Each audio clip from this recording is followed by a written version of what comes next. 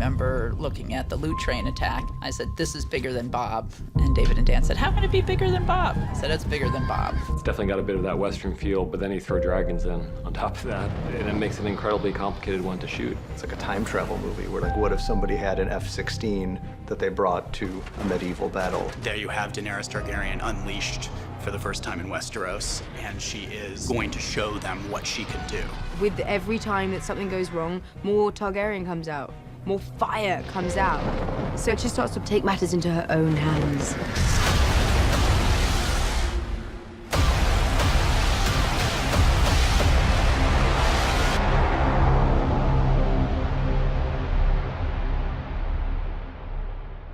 When you have a big battle sequence, especially one where you have multiple points of view, you have to figure out how you balance those and what is the sort of chief point of view that you want to lean on. And I chose to focus on Jaime, that it was about being on the other side of a dragon attack, trying to hold together his troops in the middle of watching the world change forever.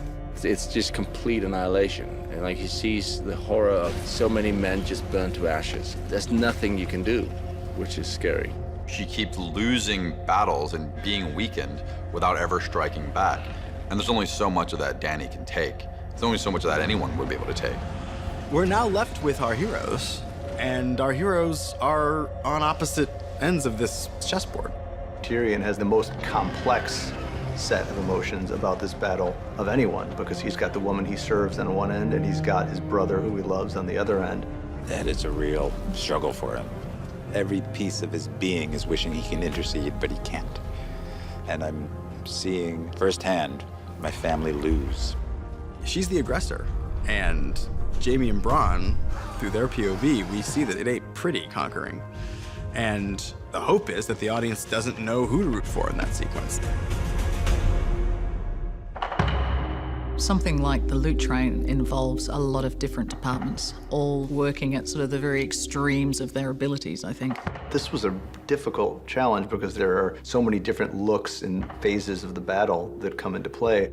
There's a lot of continuity to make sure that we're in the right space, in the right part of the process, reflecting the right amount of burn. And then do it in between the cracks of everybody else doing their job. Because the entire sequence is a wagon train and involves 27 wagons and their various bits of dressing. We have to reshuffle the entire set constantly, which means dressing 180 degrees or 360 depending on the camera movement. So it means we have to be very particular when it comes to dressing our burnt elements, our unburnt elements, our partial burnt elements. There's so many stages to consider, but it's definitely a hell of a lot more fun when it gets into the bloody battle. We have a dye that we're using, which is an eco-friendly dye, which dyes things black to make it look very charred and burnt. And we're using several forms of ash as well to dress in and make it all look authentic, along with charcoal and stuff like that. Maybe when you're watching it, it doesn't necessarily stand out, and that means we've done our job because people just accept this is the world and that's the environment. We are the front line of defense, and detail is our job, so we're very happy about it. When I get to a sequence like the one we're doing right now, I take a deep breath and go, oh boy, that is going to be a lot of work. We had every toy you could possibly imagine in the making of it. We had 4 cameras most of the time. Sometimes we had up to 7 or 8 cameras. We've gone through 3 different tracking vehicles for different purposes on this. We've got basically a souped-up pickup truck with really good suspension for all our charges, Dothraki charges and what have you. We've got another electric vehicle called a shadow tracker, and we've got a jib arm on that. And then finally, we've got basically a souped-up dune buggy with a stabilized head on it that takes all the bounce out and gives us a nice, steady, smooth shot to use over the particularly rough terrain. We needed to sell speed, and we needed to shoot elaborate dragon points of view. To do those kinds of shots, we're relying on 2 different camera platforms. One is what's called spider cam. This is basically a camera rigged to a cable run between 2 construction cranes, and they can move the camera very quickly from one end to the other, and the camera can go about 70 miles per hour. We also used a company called Flycam, which is like a souped-up drone. It's like a small helicopter. They were also able to go very fast and have a much more solid image to be able to work with than you would get from a traditional drone. So we can fly over things safely and and also have interactive effect on the ground and capture all those elements that will have a dragon either in front of the lens or above the lens.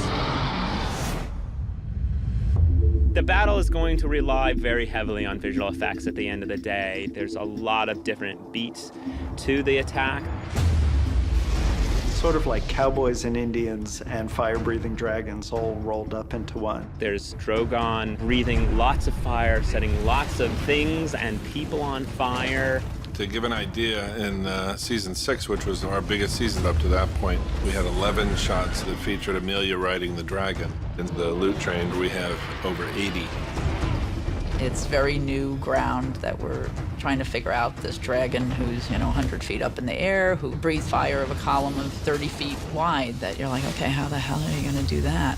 You've got Amelia on the back of a motion base that's animated to fly in concert with the animation on the dragon. So that the thing she's moving on is moving around as if she was really riding on Drogon, but in a stage in Belfast in front of green screen. So being on this theme park ride, which is kind of what it is, and you're strapped in, then looking like you are controlling it, when there's so much going on, you just got to harness every single bit of imagination you have and just use it. I mean, can you even imagine being on the back of a reptile that's breathing fire at your command? That's huge.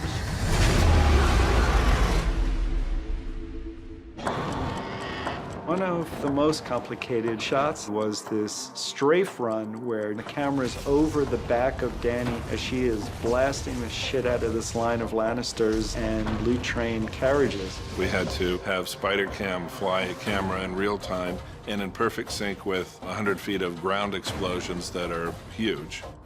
Sam is our effects guru, and he's kind of a madman in the best possible way. And, one of his responsibilities is setting things on fire. Which he's really good at. The strafe run was 150 feet long and it had 15 rows of charges. We tested it in Madrid back in August. We only tested a short section of it, minus the cuts, because we were still making those. All the effect has to mimic as though the flame is coming from the sky. So we'll always size up the flame later in post. We'll shoot elements of flame against black, but Sam here has to make it feel that the impact of the flame is pushing along, so it has a travel to it. I mean, we've been blowing things up on many days, but working out the timing of that was quite a process. In the end, we went with a fuel mix and explosives to give almost like a machine gun sort of strafe, but closer together. And as each one exploded, it would then engulf the next and the next and the next, so you almost get a seamless line of flame just growing through. Because it was only one take, there was a lot that could go wrong. There was a lot of materials used and a lot of pyro used as well. So it's the excitement of when that button is pressed.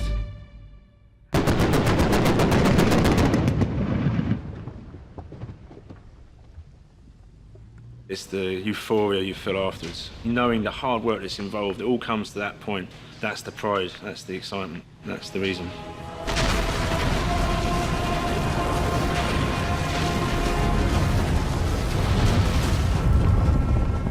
George Martin's often said that the Dothraki are kind of an amalgam of American Indian tribes and the Mongols. Both peoples who were, phenomenal on horseback, and they were just much faster and so unorthodox in their battle approach that they could literally ride circles around their enemies. I think there was a line in the outline that said, and now it's down to Camilla to do her tricks. I was like, thanks, D&D. Okay, where are we going to go now? Let's think of some ideas. What can we bring which has never been seen on screen before? She said, what about as the Dothraki are coming down, if they all just stood up on their horses and started shooting arrows at them? And I thought, well, that sounds great, but that's not possible. She said, no, it is. We build these special stirrups and we can do it. So I sent a team out here with the horses, and they started rehearsing the action and shooting a previs, which was then sent back to Northern Ireland, and then we could start putting that in front of people. You've got almost a metal shoe that you put your foot into, and then you have one foot on the side of the horse and the other foot on the top of the saddle. So we have these guys standing up, and we're endeavoring to try and create something that somebody hasn't seen before. And it's extraordinary. It's like a wave rising up from a still ocean, and all these guys perfectly coordinated rising up, and I love it. And it shows us that the Dothraki are horse masters, because we really haven't had that opportunity before. So much of these battle scenes now has become visual effects that I hope people realize that much of this is actually being done. It's really, stuntmen standing up on horses with bow and arrow, shooting arrows, and it's an impressive thing to see. There is something about a guy on a horse, standing on a horse, charging. There's something pretty impressive where you go, whoa, you don't just do that. And we were kind of thinking to do something Mad Maxy. When they come in, it's crazy. They're coming in different shapes. You don't know where they're coming from, and they're just these absolute madmen on horses. And that's what we tried to recreate on screen for the loot train sequence. Ready, and 3, 2, 1, action!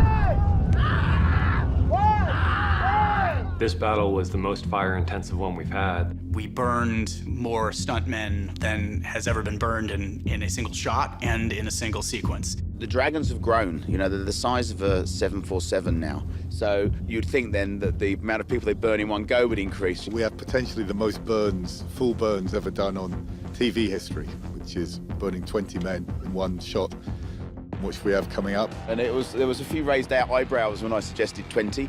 And it wasn't just because it's a record, although it is. It was because we just needed to see the scope of what was happening. So that was quite a challenge. The difficulty with 20 people is just that you ramp up the safety aspect of it because there's more people in harm's way, there's more that can go wrong. That was quite nerve-wracking for many reasons. Obviously, when you have that amount of people collected and they're all on fire, you get a lot of heat gathering in the center. So I was really concerned about the guys in the middle. And I wanted to make sure that we get the guys on the outsides as far away from the guys on the inside as quickly as possible. We're using Tamar poppers. This basically like a camping cylinder. And we put it inside a metal cage so that the shrapnel won't hurt anybody. And we basically put a pyro charge on that, which explodes the gas popper, creates a 15-foot fireball. And we put one of those with each performer. It just means that when you light them, they really light. During this whole process where you're on fire, you do have to hold your breath, and that's the key point, is to keep your heart rate down so you can hold your breath throughout the whole scene. Riley's big on making it as calm as possible, If someone's on fire, it's quite a high adrenaline thing going on, and saving your breath is very important, so you've got to be calm. We are a show that doesn't sit on our laurels, so we do try and top ourselves each year, although we seem to make it more and more difficult for ourselves as we go on. There's just a fear factor, of course, that we see a man on fire. Never mind 20 guys in one go. It's scary.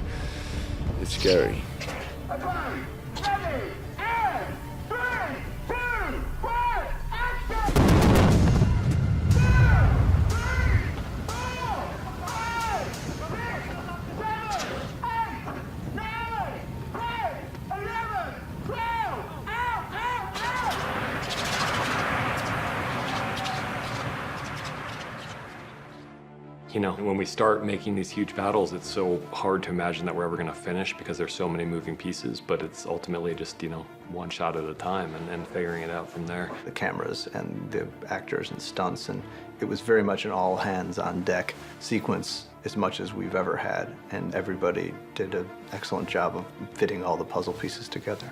This is big cinema, and to get to work in all those genres all rolled into one fantastic world, that's the part I like. You never know what they're going to throw at you. Last year we completed Battle of the Bastards and it was like, oh yeah, how about this year? So it's good. They're always up the ante and I love that. It naturally gets bigger, this show. It just does. It's not me doing it. They write it. It's a unique challenge in that you'll never really be able to do that kind of thing again. And, the next time I get to work on some other show, it'll be so boring. Where's the cable cam? Where's the, 5 cameras and the 20 burning guys?